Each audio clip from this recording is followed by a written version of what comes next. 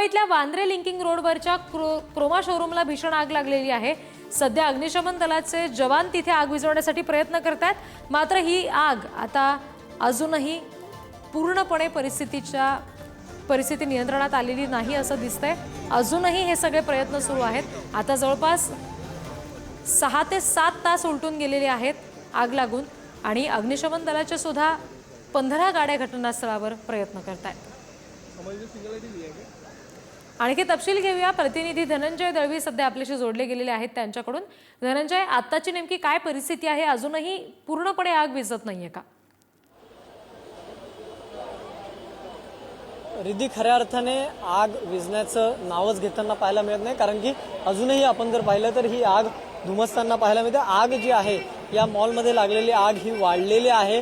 आता ही आग लागून जी आहे ते 6 तासांच्या जवळपास कालावधी होत आलेला आहे आणि अद्यापही आग विझलेली नाहीये। आगीवर अद्यापही नियंत्रण मिळालेलं नाही। अग्निशमन दल हे संपूर्ण प्रयत्न करतं। आतापर्यंत 25 ते 30 अग्निशमन दलाच्या गाड्या ज्या आहेत त्या सुद्धा घटनास्थळी पोहोचल्या।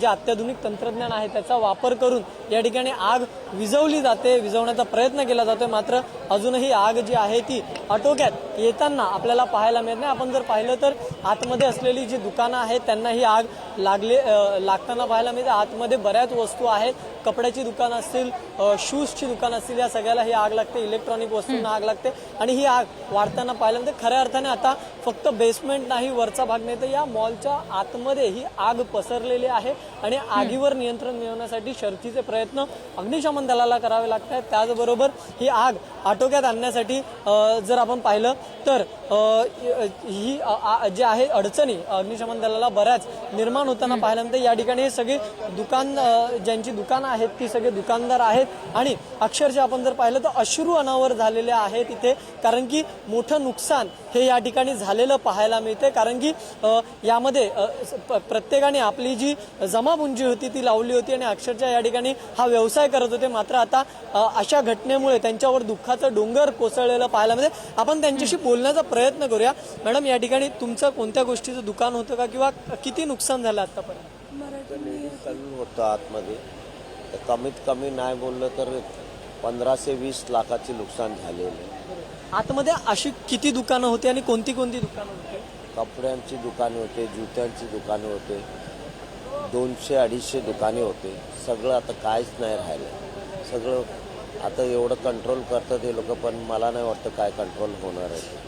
पूर्ण एवढं माणसांची एवढी करोडो रुपये लावून ते लोक दुकाने उघडलेले, सगळं संपलं, आता काहीच नाही राहिलं। नक्कीच आपण जर पाहिलं तर अश्रू अनावर झालेत आहे, यांचं सलून सुद्धा होतं, मात्र आता दुःखाचा डोंगर जो आहे तो यांच्यावर कोसळलेला पाहायला मिळतो, कारण की लाखोंचं नुकसान हे या ठिकाणी झालेलं आहे। अनेक जण या ठिकाणी सुद्धा आपण जर पाहिलं तर त्यांना सुद्धा हे अश्रू अनावर झालेले, कारण की खऱ्या अर्थाने हा व्यवसाय होता त्यांचा या ठिकाणी आणि यामध्ये त्यांनी त्यांच्या आयुष्याची जमापुंजी लावली होती। आपण आणखी काही महिला आहेत त्यांच्याशी सुद्धा बोलण्याचा प्रयत्न करूया। रिद्धी, खऱ्या अर्थाने बरीच दुकानं आतमध्ये होती, पहाटेच्या दरम्यान ही आग लागली, अश्रू नाही लागली, ही 1:30 वाजता आग लागली आहे आणि 1:30 वाजल्यापासून इकडचे जे वॉचमॅन आहेत पाल म्हणून त्यांनी पूर्ण प्रयत्न केला, प्रत्येकाला फोन लावला आणि जे क्रोमा मॉलचा जो मॅनेजर आहे, क्रोमाचा, मॉलचा नाही क्रोमाचा, जो क्रोमा इलेक्ट्रॉनिक जी वस्तू आहे त्याचा जो मॅनेजर आहे त्याच्या हलगर्जीपणामुळे ही एवढी भीषण आग लागली।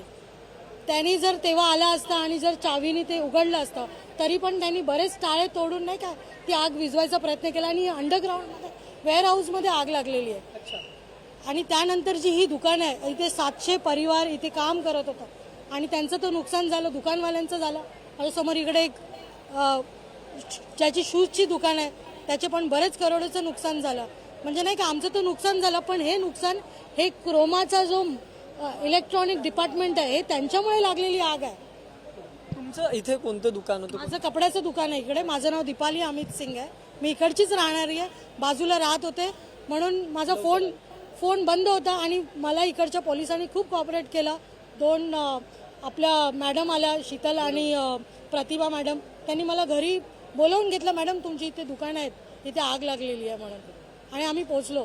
ज्या वेळेस इथे फायर ब्रिगेडची अग्निशमन दलची गाडी आली त्यावेळेस हे सर्व होऊ शकलं असतं। आतापर्यंत एवढी जी आग लागली आहे ना, मला वाटतं जर बाबा सिद्दीकी इथे असते तर नक्की आग विझवली असते. हा बाबा सिद्दीकीच्या बहिणी आहेत तिघ्या पण.